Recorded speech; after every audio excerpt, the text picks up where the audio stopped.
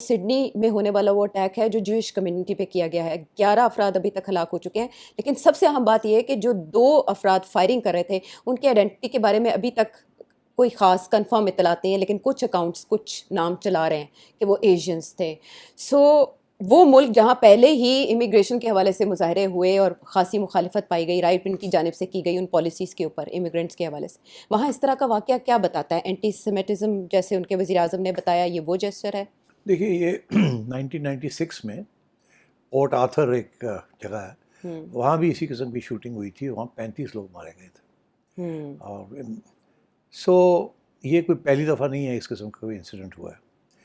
मगर इस इंसिडेंट में एक इंटरेस्टिंग डायमेंशन ये है कि जो पहली रिपोर्ट्स आ रही हैं वो ऐसे लगता है कि ये जो 2 साहब थे ये एशियन ओरिजिन के थे जी। और एक का तो नाम भी पुलिस सोर्सेस ले रही हैं अभी कि he was an Afghan refugee. जी, जी। तो मेरा ख्याल है ये initial reports are probably correct. दूसरी की आइडेंटिटी भी पता चल जाएगी। अब this is a very serious issue because shooting हुई है। एक ऐसा इवेंट था जो जूइश फेस्टिवल का कैलेंडर पे होता है हर साल, हनुका। हाँ, और वहाँ 1000 से ज़्यादा जी। जूइश लोग थे, बच्चे भी और ख़वातीन भी। खातीन और लोग थे और उनको टारगेट किया गया। सो आई थिंक इसका बैकलैश तो होगा बिकॉज आपको पता है ऑस्ट्रेलिया इस वक्त काफ़ी सीरियस क्राइसिस का शिकार है। एक तो सोशल मीडिया क्राइसिस ऑस्ट्रेलिया ने अभी बैन कर दिया है और 18 साल से सोशल कम मीडिया उम्र बच्चों के प्लेटफॉर्म्स को लिए कहा है कि अंडर रूल्स 16 के लिए आप आइडेंटिफाई करें, आपके सारे अकाउंट्स जो अंडर 16 वाले हैं उनको बंद करें। अच्छा। हम नहीं चाहेंगे हमारे बच्चे जो हैं वो सोशल मीडिया के ऊपर इतना टाइम लगाते हैं and it's spoiling them and their minds. जी। This is a very radical step. इसी तरीके के साथ वहाँ इंडियंस के ख़िलाफ़ मुजाहरे हुए हैं, तो बहुत बड़ी इंडियन कम्युनिटी माइग्रेशन हो रही है वहाँ और उसके ऊपर भी ऑस्ट्रेलियंस ने काफ़ी प्रोटेस्ट किए। अच्छा। और so immigration is become another big issue in Australia also, जहाँ यूरोप में भी बन गया issue immigration from the Asia and the Middle East. तो वहाँ भी ऑस्ट्रेलिया के अंदर भी है और वहाँ भी राइट विंग फोर्सेस वो सामने आ रही हैं। तो इसलिए I think this is a serious thing, इसका ब्लो बैक होगा और वहाँ भी अब इमिग्रेशन पॉलिसीज़ के ऊपर सोच विचार होगी। ऑस्ट्रेलिया काफ़ी इनकरेज करता रहा है स्टूडेंट्स को, जी। हाँ, क्योंकि उनकी यूनिवर्सिटीज़ जो हैं they need the money, they need the funding. तो उसके लिए यहाँ से बहुत से लोग थर्ड वर्ल्ड से स्टूडेंट वीज़ास के ऊपर जाते हैं वहाँ पढ़ाई वढ़ाई करने के लिए। और जो रिसेंट माइग्रेशन हुई है वो इंडियन मिडिल क्लासेस की भी हुई है और सो दिस और वहाँ ये है कि जी हमारे जॉब्स ले रहे हैं ये एंड सो ऑन। ये तो सब जगह पे यही आवाज़ है। जी, जी। यूके में सबसे ज़्यादा, यूएस में देन। तो ये this is not right because government इसलिए इनकरेज कर रही है बिकॉज वो जॉब्स जो ये करते हैं वो या उनके पास वो एक्सपर्टीज़ नहीं है या गोरा वो जॉब करना नहीं चाहता। जी। तो इसलिए इमिग्रेशन को वो इनकरेज करते हैं एंड इकोनॉमीज़ उनकी जो टाइटनिंग हो रही है ऑफ इमिग्रेशन रूल्स वो इन्हीं वजह से है कि ये लोग जो इमिग्रेंट्स आते हैं वो बिल्कुल वेस्टर्न कल्चर में सेट नहीं हो पाते, they completely alienated from it. और जो कल्चर छोड़ के आते हैं वो बड़ा रिस्ट्रिक्टिव कंजर्वेटिव कल्चर है, ये बड़ा प्रोग्रेसिव कल्चर है। और इसीलिए अभी भी हमारे कम्युनिटी के लोग भी जो यहाँ से जाते हैं वो बड़े कंजर्वेटिव हैं और वो चंद साल वहाँ काम करके जब बच्चे बड़े हो जाते हैं तो उनको वो कहते हैं पाकिस्तान चलो, वहाँ जाके शादियाँ करो, यहाँ नहीं करनी जी।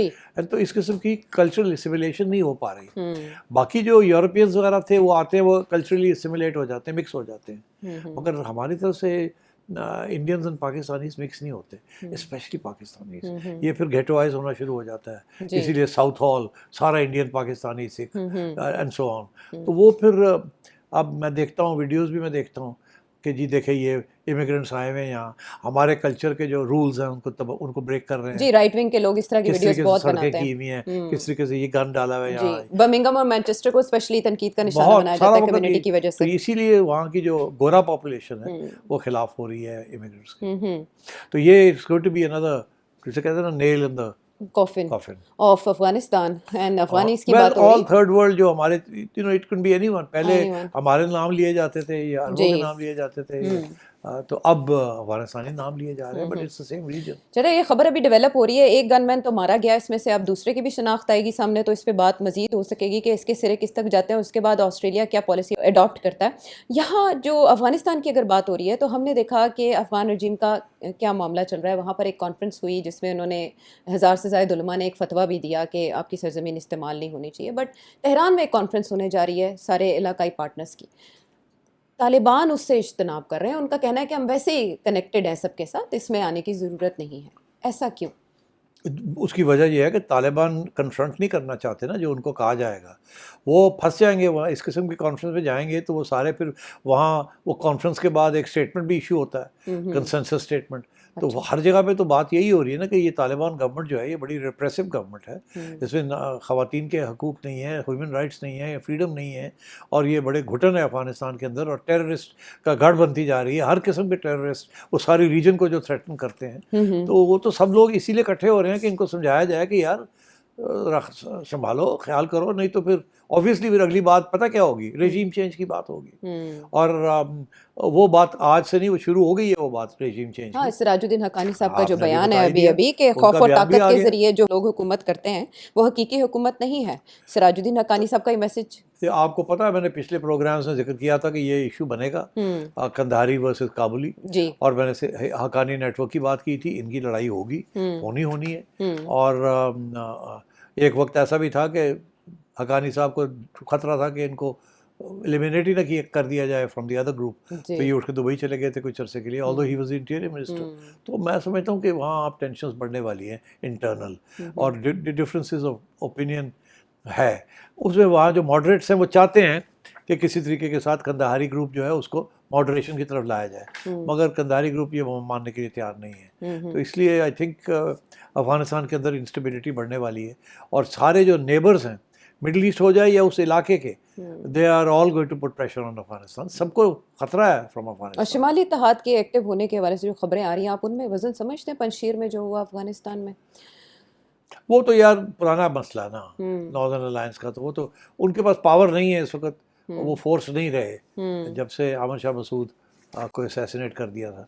उसके बाद उनके जो साहिबजादे हैं, he doesn't command the same force, मगर उनकी तरफ से भी बयानबाजी आनी शुरू हो गई है। और मेरा तो ये मौक़िफ़ था कि पाकिस्तान को चाहिए उनको थोड़ा सा एक्टिवेट करें। इस बारे में इंडियन अकाउंट्स तो प्रोपेगेंडा फैला रहे हैं, लेकिन ज़ाहिर है सदाकत तो वक्त के साथ साथ सामने आएगी कि है क्या सच। अब जब इलाके इस सारे रीजन की बात हो रही है तो हम बात कर लेते हैं कैसे इत्तेहाद की, जो मुख्तलिफ ताकतें बनाना चाह रही हैं, और उनमें पाकिस्तान सर फहरिस्त है, बांग्लादेश के साथ मिलके, चाइना भी हो उसमें, माइनस इंडिया ऑब्वियसली, क्योंकि इंडिया किसी इत्तेहाद को कामयाबी नहीं होने देता। तो बांग्लादेश के जो मुशीर खारिजा हैं वो ये कह रहे हैं कि स्ट्रेटेजिकली हमारे लिए पॉसिबल है कि हम माइनस इंडिया एक इत्तेहाद पाकिस्तान के साथ करें। तो इससे वो रिजॉल्व हो सकेंगे इश्यूज जो एक अरसे से देखिए, ये इसाक डार साहब ने ये बात की थी, उसके बाद अब बांग्लादेश से भी बात आ गई जी। इसमें सबसे बड़ा प्रॉब्लम ये है कि छोटे मुल्क लाइक भूटान एंड नेपाल, जी, वो कभी भी इस किस्म की फोर्स का हिस्सा नहीं बन सकते। वो इतना डिपेंडेंट है on India for so many things, जी, access and security and so on.